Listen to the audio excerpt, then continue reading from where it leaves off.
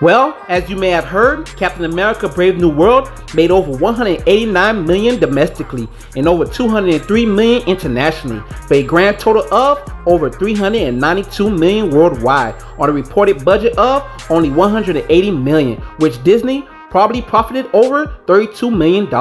Nevertheless, Anthony Mackie's first Captain America outing beat out Chris Evans' first Captain America movie, respectively also titled The First Avenger, by over $22 million, which the movie grossed around $370 million worldwide on an unclear budget between $140 million and $217 million, which was a little more profitable than Brave New World if The First Avenger was on the low end of the budget scale. So, what supposedly went wrong with Captain America Brave New World other than a lot of racist people not being able to stomach the thought of a black Captain America, or Anthony Mackie not clarifying to those who don't know how to decipher words or refuse to, knowing he meant Captain America should represent more than just America in order to appeal to a broader audience outside of the country who don't understand the character or the symbolism, which interestingly enough appears as American propaganda even to the casual moviegoer in the US.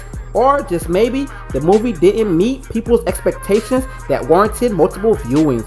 So, whatever the case may be, the argument of Bucky Barnes should have been Captain America instead will still have its issues, just like how it was depicted in the comics, with Baron Zemo exposing Bucky's past as the Winter Soldier and a Hydra assassin to the public. So Bucky was then seen put on trial, but ultimately acquitted, even though his public perception remained tainted by his past. So what makes him a better Captain America than Sam Wilson? I mean, there's a reason Steve Rogers gave Sam the shield in the movie like he did in the comics. It's only logical if you really look at it. Cap knows best. While it was Tony Stark who gave Bucky the shield to take up the mantle of Captain America after the supposed death of Steve Rogers during the events of Civil War. So, like Donald Trump once said about John McCain, he's not a war hero. He was a war hero because he was captured. I like people who weren't captured. However, in my simple opinion, I believe the movie would have been better if Red Skull's daughter, Cynthia Smith, also known as Sin, was the main antagonist, since she's connected to the Captain America lore, as well as being a brutal and ruthless woman in the comics, whose motivation could have been to try and make her deceased father proud by killing Captain America in the symbol, since in the comics, Red Skull was furious having wanted a son instead of a daughter, so he spat in the face of her maternal mortality mother, then took the newborn Cynthia to throw into the sea.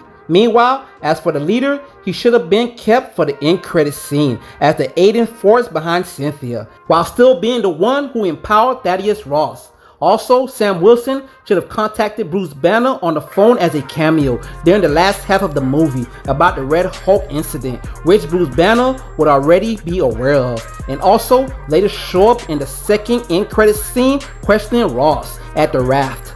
Nevertheless, we got what we got. A new Captain America that was unique because he was a normal man with a vibranium exoskeleton wingsuit and gadgets, unlike Bucky, who would have been a rinse and repeat, added with no personality.